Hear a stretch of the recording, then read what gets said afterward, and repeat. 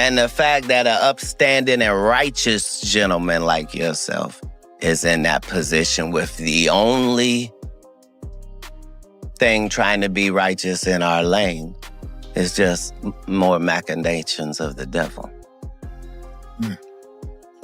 You should have a much better backstory when you pick me as an opponent. You know what, man? I'm glad you at least, addressed it, because when you talk to him and tell him what the truth is, he won't be able to refute it. I told you earlier, he doesn't know this. How could he know? Katt Williams just lit a match and tossed it into the gasoline, and now the whole internet's buzzing. He straight up called out the business dealings swirling around Kevin Hart, and trust me, things just got way more complicated for the comedy kingpin. Kevin's already been dodging questions after industry insiders came forward claiming he allegedly strong-armed smaller comedians out of deals and opportunities. But with Katt now speaking up, that man's squeaky clean image might be cracking. Kevin's been working overtime to control the narrative around these business practices, but it ain't looking smooth. And to make it worse, Katt Williams is giving off major "I tried to warn y'all" energy, like he's been sitting on this information just waiting for the right moment. And guess what? He's hinting that he's got more receipts to drop on Kevin, the kind that could shake up the whole comedy game. Already know it's about to get spicy. But before we dive deep into this mess, make sure you hit that subscribe button and ring the bell for notifications. Trust me, you don't want to miss what's coming next in this story. Let's dive in. Katt ain't pulling punches anymore. He's low-key, enjoying Kevin's scrambling, and it's obvious at this point. People have been talking for months about tension brewing between them.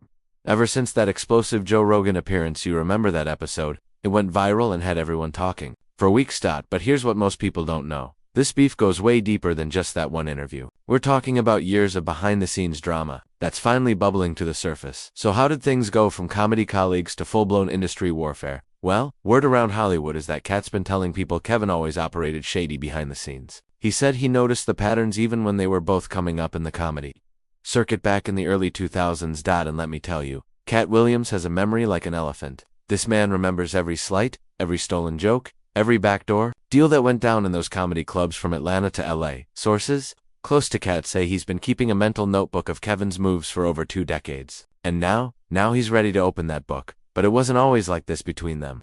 Believe it or not, there was a time when Katt and Kevin were actually cool with each other. They came up in similar circles, performed at the same venues, and even shared the stage a few times in the mid-2000s. What changed? Success? Money? And allegedly some very questionable business decisions. Now here's where things get really interesting. It sounds like Katt Williams actually has evidence to back up his claims about Kevin's business tactics. And if that's true, this story just went from gossip to legitimate industry expo. So, what exactly is being alleged here, and what receipts does Katt supposedly have?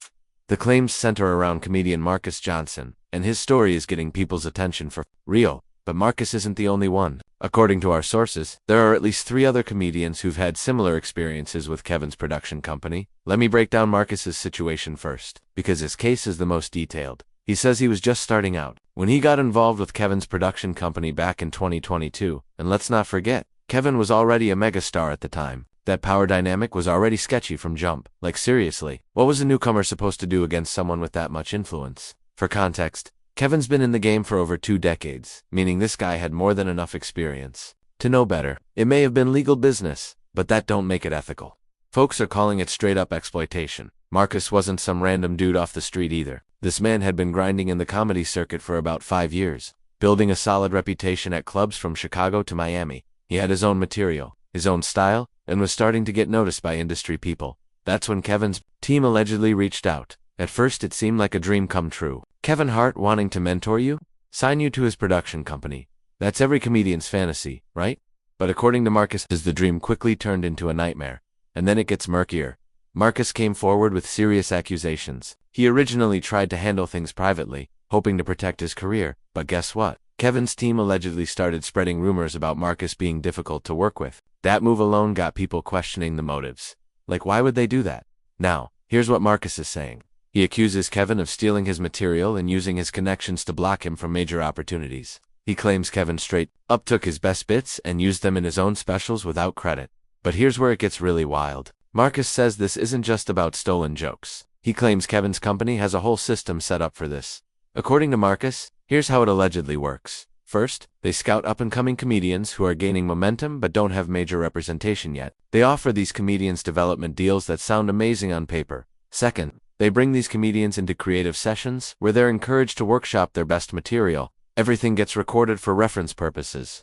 Third, the comedians are asked to sign broad collaboration agreements that give Kevin's company extensive rights to any material developed during their partnership. Fourth, the best material mysteriously shows up in Kevin's performances, his Netflix specials, or gets sold to other major comedians in Kevin's network. And finally, when the original comedians complain, they get labeled as difficult or unprofessional, making it hard for them to work anywhere else in the industry. If this is true, we're not talking about a few stolen jokes here and there. We're talking about a systematic operation to mine material from hungry comedians who don't know any better. Marcus says he wasn't the only one caught up in this system. He claims there's a whole network of comedians who've been through similar experiences but are too scared to speak up because of Kevin's power in the industry. He also detailed instances of intimidation and alleged career sabotage, saying Kevin Hart didn't respect boundaries and used his power to silence criticism, even through the frustration and setbacks. Marcus says the damage was real. He claims he first met Kevin Hart at a comedy club in Atlanta and initially things seemed collaborative.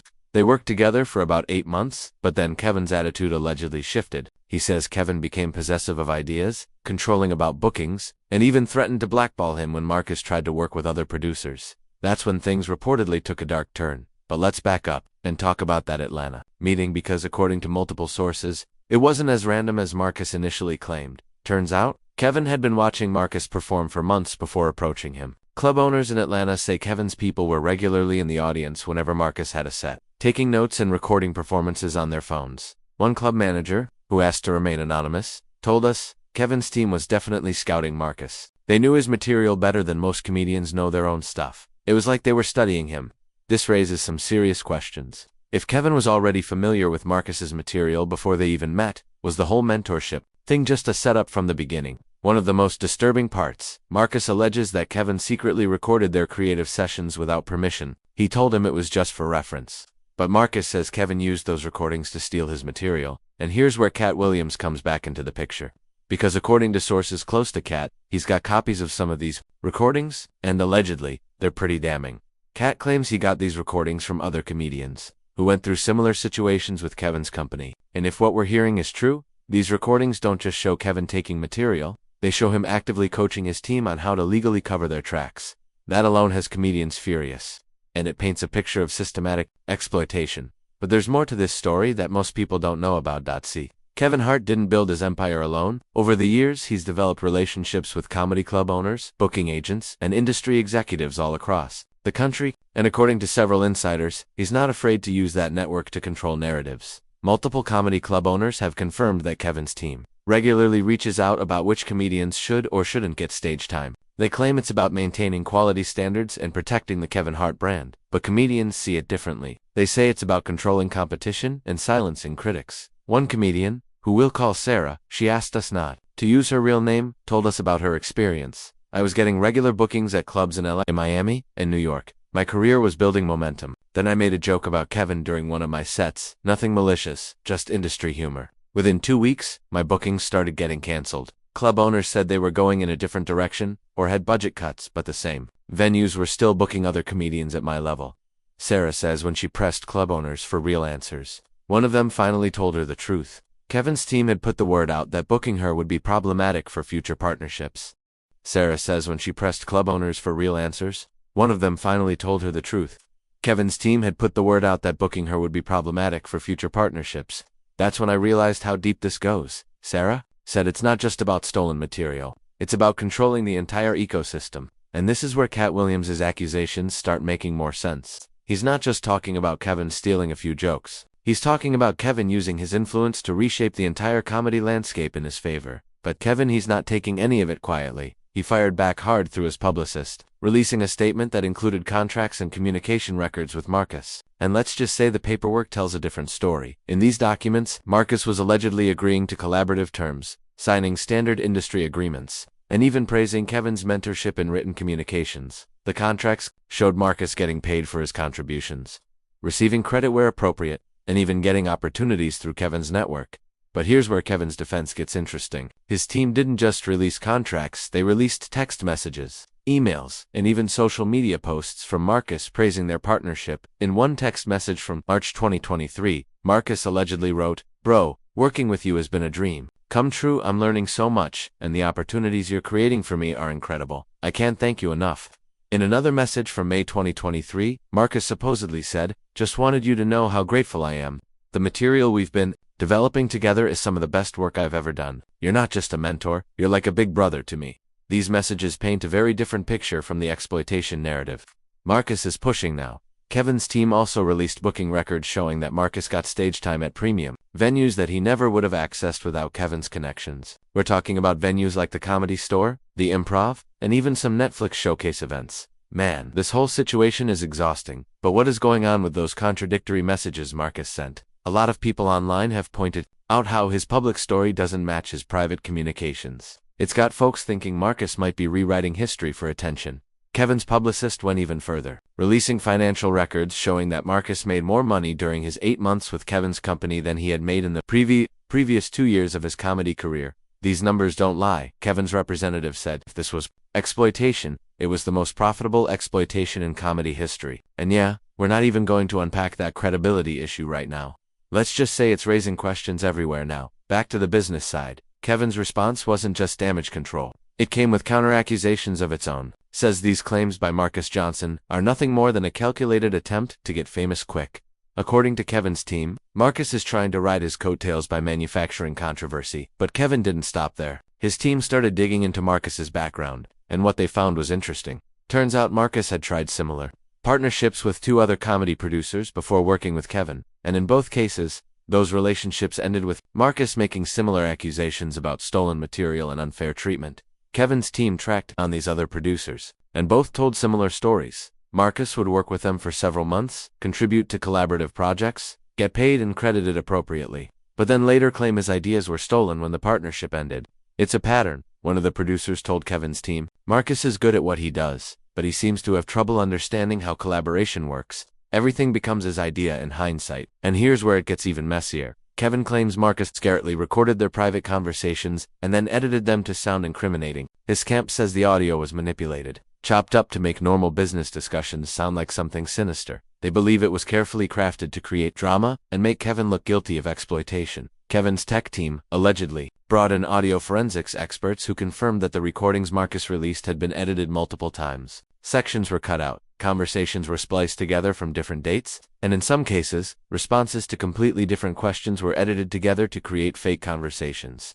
This isn't just about business disputes anymore, Kevin's lawyer said. This is about manufactured evidence and character assassination. His publicist's statement doubled down, saying the partnership was completely legitimate and that the creative collaboration and business terms were actually proposed by Marcus himself. They say the entire relationship was professional and that taking things out of context from recordings or contracts is creating a false narrative. Kevin completely denies any theft, sabotage, or exploitation, and he's calling this whole thing what he believes it is.